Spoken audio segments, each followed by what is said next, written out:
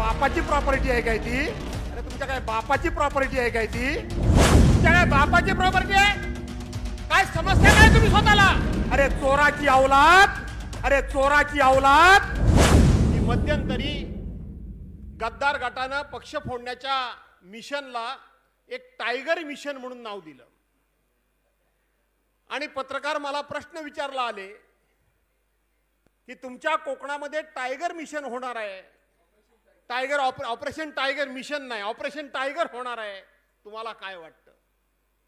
मी म्हटलं आमचा एखादा सहकारी जर आम्हाला सोडून जाणार असेल तर आम्हाला निश्चितपणे दुःख वाटतं, दुःख वाटलं पाहिजे. पण दुसऱ्या बाजूला मला आनंद वाटतो.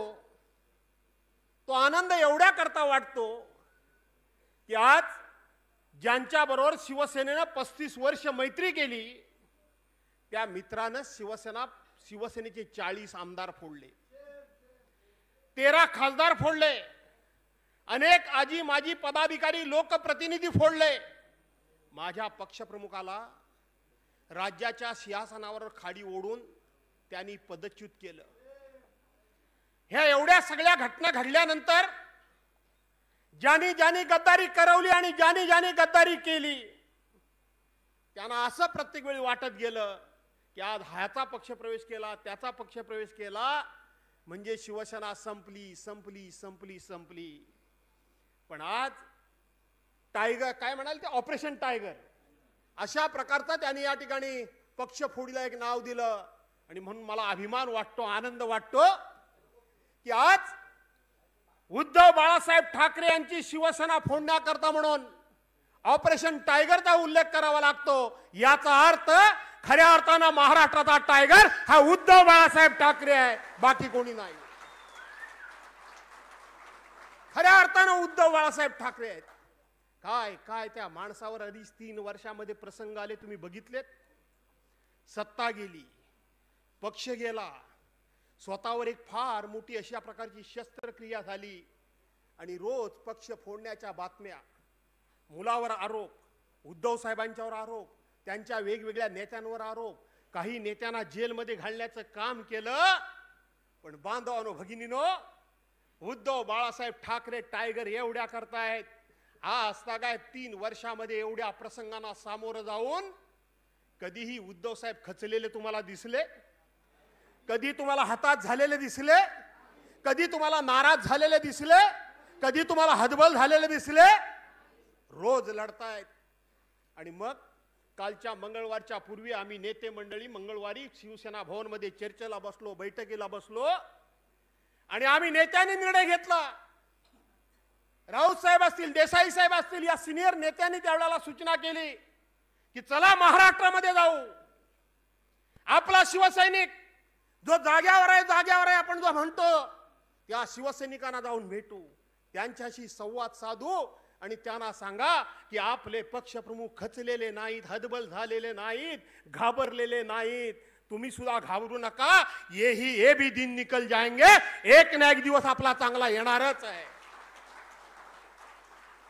हा विश्वास तुमच्यामध्ये जागवण्याकरता, हा आत्मविश्वास तुमच्यामध्ये आहे तो अधिक द्विगुणित करण्याकरता, तुम्ही एकटे नाहीत तर आम्ही सगळे तुमच्या बरोबर आहोत हे सांगण्याकरता म्हणून आम्ही इथं आलोय. हे सांगण्याकरता आम्ही इथं आलोय. कोणती माकडं काय समजतात स्वतःला? आम्ही खूप मागं होतो. तुम्ही म्हणता सावंत साहेब की ते आम्हाला नाही जाऊ दिलं ते बरं झालं. माझं तर उलटच मत आहे. अरे तुमच्या काय बापाची प्रॉपर्टी आहे काय ती? तुमच्या काय बापाची प्रॉपर्टी आहे? काय समजता काय तुम्ही स्वतःला?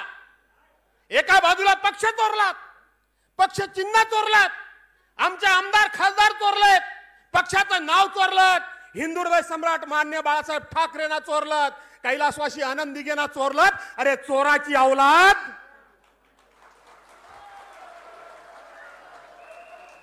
काय समजता काय तुम्ही प्रत्येक गोष्ट चोरणार असाल तर?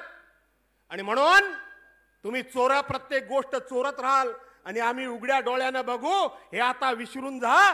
काही दिवसानंतर आम्हाला याचा सगळ्याचा बंदोबस्त करण्याची आई जगदंबा ताकद दिल्याशिवाय राहणार नाही. आज शिवसेना प्रमुखांच्या आतड्याला स्वर्गामध्ये पीळ पडत असेल, पीळ पडत असेल ते आम्हाला ताकद देतील, बळ देतील, शक्ती देतील, हा नितांत विश्वास आमचा आहे. आणि तो विश्वास आम्ही तुम्हाला देण्याकरता आलोय. तो विश्वास आम्ही तुम्हाला देण्याकरता आलोय.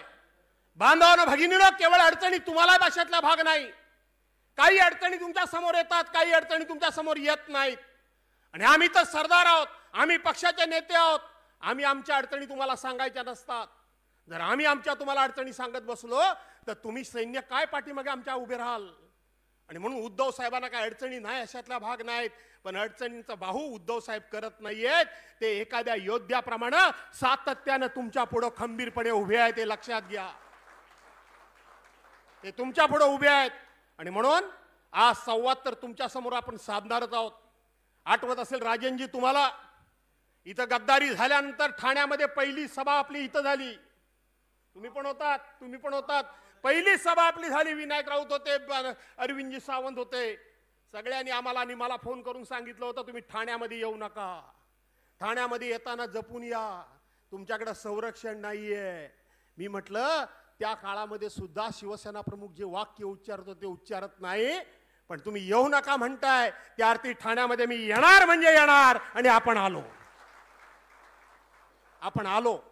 आज सुद्धा ही संवाद यात्रा असेल, चैतन्य यात्रा असेल, किंवा तुमचा आत्मविश्वास द्विगुणित करण्याची ही यात्रा असेल, तिला काही नाव द्या. पण योगायोग म्हणा, काही म्हणा, कुठल्या जिल्ह्यातून आम्ही सुरुवात करायची असा जेव्हा चर्चा झाली त्यावेळेला एकच आमचा योद्धा समोर धावत आला. तो म्हणाला दुसरा कुठला जिल्हा निवडू नका, जर जिल्हा निवडायचा असेल तर तो माझा ठाणा निवडा. आणि ठाण्यातून आज ही सुरुवात होती. आणि जे ठाण्यामध्ये घडतं ते राज्यामध्ये घडतं. पहिली नगरपालिका, महानगरपालिका ठाण्याची पहिल्यांदा महाराष्ट्राला जर कोणी दिली असेल, शिवसेनेला जर कोणी दिली असेल तर ती ठाण्यानं दिलेली आहे. त्यामुळं आजचा आमचा हरवलेली आमची संघटना असेल, पक्ष असेल, सत्ता असेल, आमची खात्री आहे की भविष्यामध्ये उद्धव साहेबांना जर सत्ता प्रत्येक गोठलीतली कोण मिळवून देईल तर तो ठाणे जिल्हाच देईल, हा आमचा विश्वास आहे. आणि तो विश्वास तुम्ही सार्थ ठरवावा अशा प्रकारचा आग्रह करतो, विनंती करतो. बऱ्याच गोष्टी खरं तर बोलण्यासारख्या होत्या, परंतु चर्चेला जास्त वेळ द्यायचा आहे.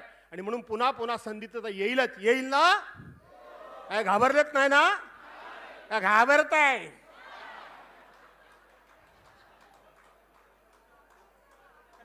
खरं म्हणजे मी तुम्हाला जास्त वेळ काहीतरी सांगायला हवं, पण येल झालाय म्हणून आता जय हिंद, जय महाराष्ट्र.